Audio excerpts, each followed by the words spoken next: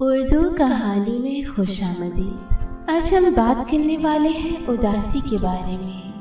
جی کبھی نہ کبھی تو آپ کو اداسی محسوس ہوتی ہے، کبھی آپ کو اس کی وجہ معلوم ہوتی ہے اور کبھی آپ اس کی وجہ سے انجان ہوتے ہیں، اور کبھی کبھی آپ اس بات سے بھی انجان ہوتے ہیں کہ آپ اداس ہیں۔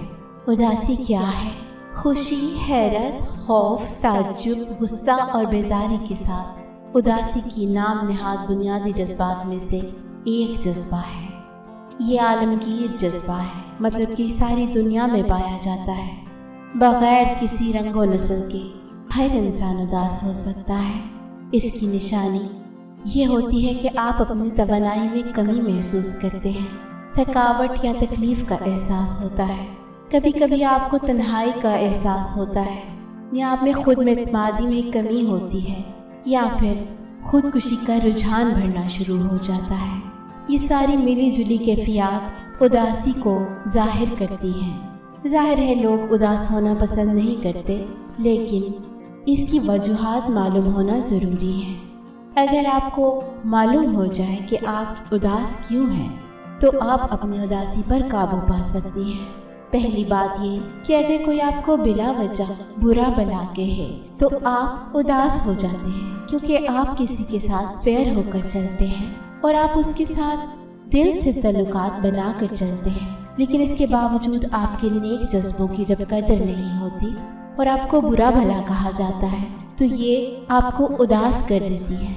یہ بات آپ کو دکھ دیتی ہے، تکلیف دیتی ہے، اور اس کے نتیجے میں آپ کو شدید اداسی کا سامنا کرنا پڑتا ہے۔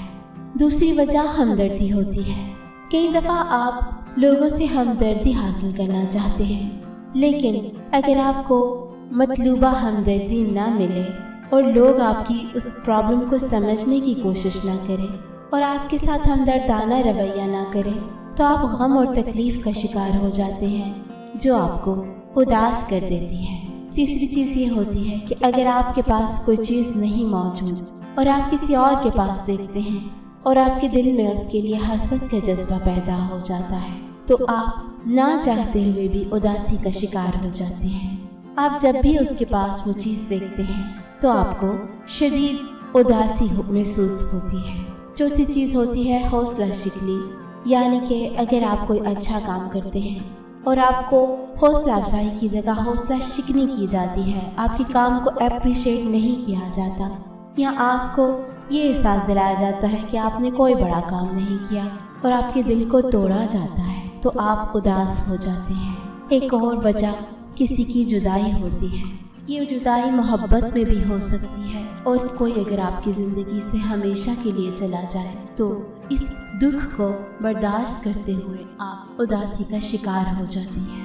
لیکن کئی دفعہ آپ کو معلوم نہیں ہوتا کہ آپ اداس ہیں، تو یہ بات کا پتہ کیسے لگائیں؟ جی، اگر آپ کا بلا وجہ رونے کا دل کرے، یا آپ کا دل یہ کرے کہ آپ خاموشی میں یا تنہائی میں بیٹھ جائیں اور آپ کسی سے بات نہ کریں، یا آپ کو زندگی بے معنی لگنے لگے، یا آپ کا دل کرے کہ آپ دنیا کو چھوڑ کر چلے جائیں، تو اس کا مطلب ہے کہ آپ اداسی میں ہیں یا آپ اداس ہیں۔ یہ اداسی کا سپیل آپ کے اوپر چلا ہوا ہے۔ آپ کو اس بات کو سمجھنے کی ضرورت ہے۔ جو وجوہات میں نے آپ کے ساتھ شیئر کی ہیں، اگر آپ اس میں سے کسی ایک کا شکار ہیں تو آپ اس کا حل ڈھونڈ سکتے ہیں، لیکن پہلے آپ کو یہ معلوم ہونا چاہیے کہ آپ اداس ہیں، اور اگر ہیں تو آپ کس وجہ سے اداس ہیں۔ جدید سائنس نے یہ تحقیق کی ہے کہ ہر بیماری کی ایک وجہ ڈپریشن یا غم ہے۔ اگر آپ بلا وجہ یا آپ اداسی کو اپنے سر پر مسلط کر لیں گے تو آپ اس دنیا کی نعمتوں سے محروم ہوتے جائیں گے، آپ بیماریوں کی اماج کا بن جائیں گے، اور آپ جن کے لیے اداس ہیں وہ کبھی آپ کو ملے یا نہ ملے، لیکن آپ اپنی قیمتی جان سے ہاتھ دھو بیٹھیں گے۔ آپ بیماری کا سامنا کریں گے، وہ بھی تنہا ان لوگوں کے بغیر جن کے لیے آپ اداس ہیں۔ تو اپنی زندگی کو انجوائے کرنا سیکھیے، اپنی زندگی سے اداسی کا ورقہ پھاڑ دیجیے۔ اگر آپ اداس ہیں تو اس چیز کو ایک معاملے کی طرح سالو کیجیے۔ اگر آپ سالو کرنے میں کامیاب ہو جائیں گے تو یقیناً آپ کو زندگی خوشگوار لگے گی۔ जीने के लायक लगेगी और आप इस जिंदगी से पूरा फायदा उठा सकेंगे।